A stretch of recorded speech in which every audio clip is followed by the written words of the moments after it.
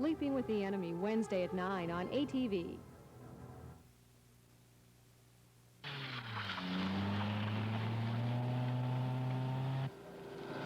The weather down south is frightful. Boy, has it snowed on our neighbors. How's it affecting Maritimers? Snowy story tonight, live at 5.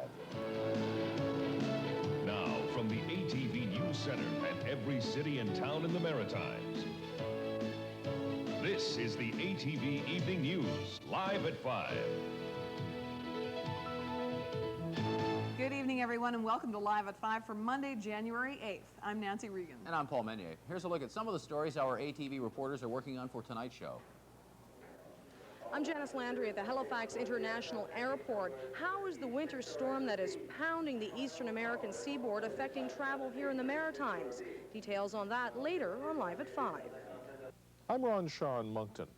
The New Brunswick Pharmaceutical Society has changed its policy on the labeling of prescriptions. We'll tell you what that means later on Live at 5. I'm Jonathan Kay in Dartmouth. If you think driving through heavy snow is tough, wait till you see what happened to one Maritimer during last Thursday's storm. She was on her way to the hospital because it was time for her to have her baby, and she didn't make it in time. We'll show you what happened tonight on Live at 5.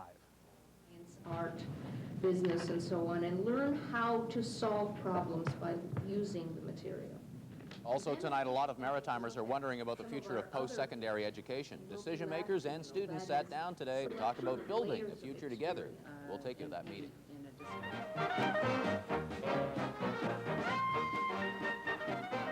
And later, the Live at 5 exclusive, Make Your Monday Cure What Ails You, plays of the weekend. It's all coming up in the Monday edition of Live at 5. First, let's check in with Steve Murphy, who's working on the ATV Evening News at 6. Steve. All right, thank you. Good afternoon, Paul. Good afternoon, everyone. Tonight in your ATV Evening News, and only here on ATV at 6 o'clock, exclusive details about the big shipload of drugs that came ashore in Capeland Cove last fall. ATV News has learned a Canadian crime connection is involved in this huge drug smuggling conspiracy. Discovery involved $100 million worth of hashish. It was found floating in 2 life rafts. We have more coming up tonight at 6. And also, still on the subject of drugs aboard, the courts have handed Jürgen Kirchhoff a very stiff sentence for his part in the billion-dollar coke smuggling operation. Kirchhoff is the 9th person found guilty in the largest coke bust in Canadian history. He's going away for 18 years. And we have more coming up tonight at 6. The Westray Public Inquiry is back on the rails today after a 5-week break. Curragh Resources caught the brunt of the criticism there today. Testimony suggesting that Curragh lacked the mining competence it needed to open the Westray mine in the first place. And we have more on today's session at 6 o'clock. Also coming up at 6, thanks but no thanks. Very few maritime businesses taking part in the Team Canada trade mission to Southeast Asia this year. Last year when they went to China, a huge success. So why did so many Maritimers stay home? We'll find out tonight here in your ATV Evening News at 6 o'clock, right after Paul and Nancy, and first at 5. Guys? Thank you, Steve. And first at 5 tonight, it's the weather. Not so much here in the Maritimes, but to our neighbors in the south, the eastern seaboard of the United States, where they have been pummeled. One of the worst blizzards to hit the area in 70 years, and it is causing a lot of headaches down south. At least 23 deaths are being blamed on the storm, and 8 states have declared a state of emergency. Take a look.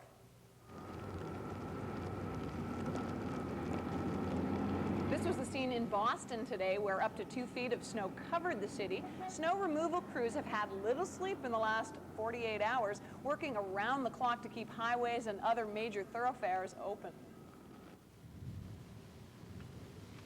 And the scene similar in Washington, D.C., the United States Capitol, buried under more than 18 inches of snow. The federal government closed down due to the snow, as did schools and most businesses, and there was no delivery or collection of mail. And air travel has been suspended throughout the Northeast because of the snow. Take a look at this airport in Newark, New Jersey. In fact, all 3 airports serving New York City are shut down, including Kennedy International, which reports 20-foot drifts. There's no word yet on when runways will be reopened. And joining us now on the telephone from New York City is Lisa Weigel. Yes, the sister of ATV weatherman Steve Weigel, who will be joining us in just a moment to tell us about how this weather is going to affect us. But first of all, Lisa, tell us exactly where you are. You're in a suburb of New York City, right? Well, actually, I'm living in Syosset, New York, which is in Long Island. Okay, Long Island, right? Yeah. And how bad is it there? It's really bad, actually. My husband and I woke up this morning and we had trouble just making it out to our car. We had about 5-foot drifts in our backyard, and the snow removal had been by, but our cars were completely covered in snow here. So you're going nowhere, I take it, right now? Nowhere. I think in New Jersey it's illegal to drive your car right now. At least that's what they were saying on the news. And there's nowhere here we could go anywhere because everything is closed. All the stores are closed right now. Everything that I'm aware of. Even in Manhattan, downtown New York, all the stores are closed. Everything has come to a standstill. Everything, yeah.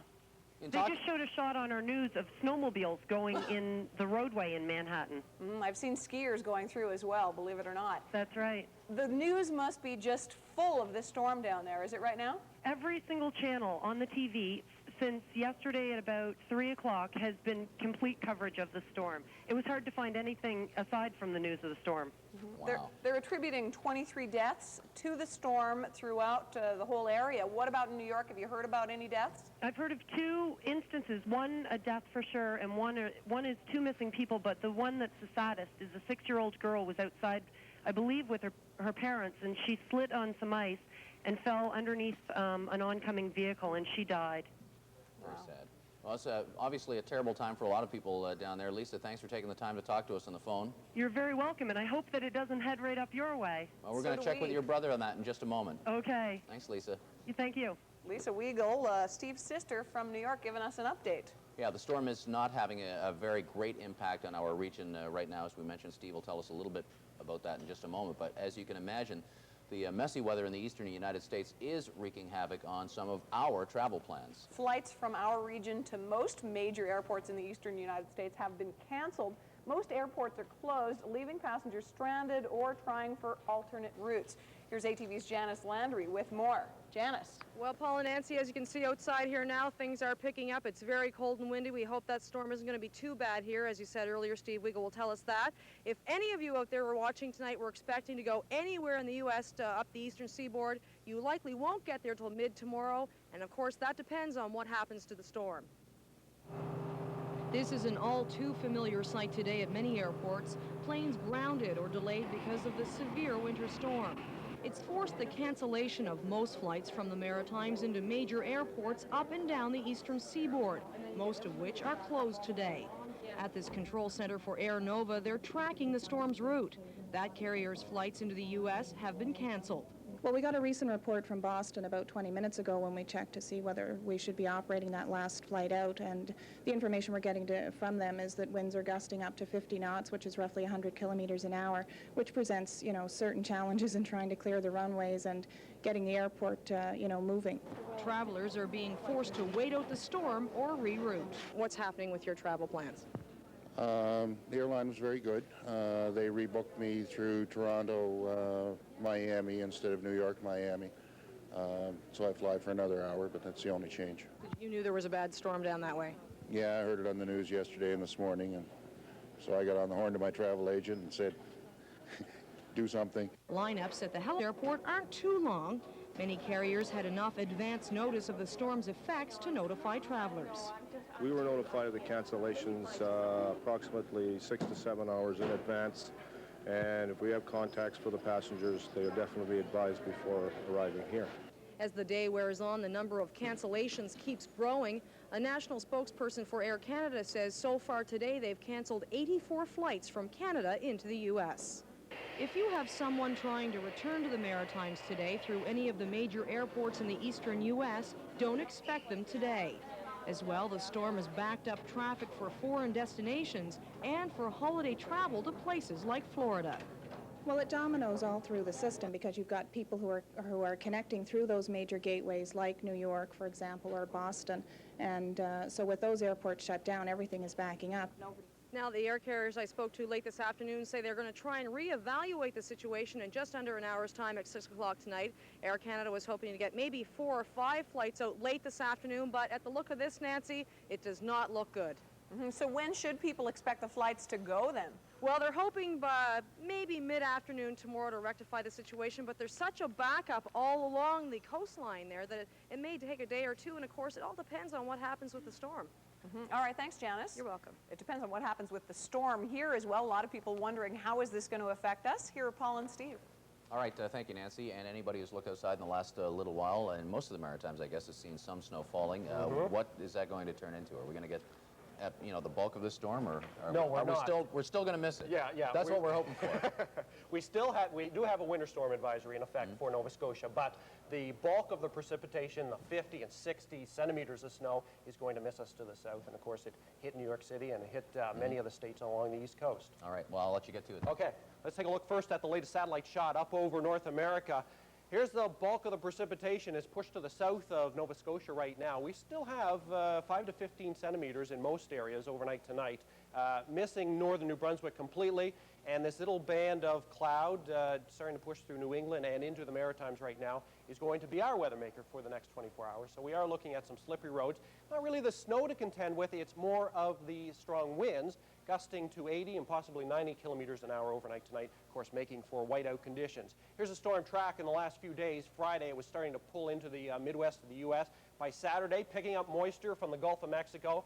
And once it hits Cape Hatteras, the storms really generate some speed. They've got lots of warm air up over the Gulf Stream, lots of cold air back to the west, and the current spot for this storm, the current center, is just to the south of Yarmouth, and it is headed eastward, so it will miss the Maritimes, or at least the bulk of the precipitation will. So we will fare very nicely from this storm. Here's what we're looking at, though, for the next 12 hours, 2 to 5 centimeters for southern New Brunswick, 10 to 15 for the most southern areas of Nova Scotia, and 5 to 10 for the rest of mainland Nova Scotia. Probably a little bit less through the Amherst area and up through Moncton. But it's really the winds, as I mentioned before. We're looking at wind gusts up through Nova Scotia of 80, 90 kilometers an hour, and that's going to make for some very whiteout conditions. And the winds are considerably lighter as you head up through northern New Brunswick at 40 and 50 kilometers an hour. And of course, there is no snow expected to fall in northern New Brunswick, so it's really Nova Scotia that is going to get the brunt of this system in the next 24 hours. And of course, we're not unaccustomed to winter storms. Let's take a look at some pictures from the Moncton area. Now, this was 1991, early 1992, sorry, and these pictures are from a storm. Unofficial reports of 161 centimeters of snow fell in the Moncton area from this storm. And of course, we haven't had a storm that large since then, and it looks like we're going to miss the brunt of this system also. So we're very lucky, Paul and Nancy, from missing this storm, but there's still a few months of winter left. All right. Thanks a lot, Steve. And there's lots more to come on the Monday edition of Live at 5, including a story about a maritime woman who had to make a very important delivery during our last snowstorm. But straight ahead, some new rules involving prescription drugs that may affect you. We've got that story and more when Live at 5 returns.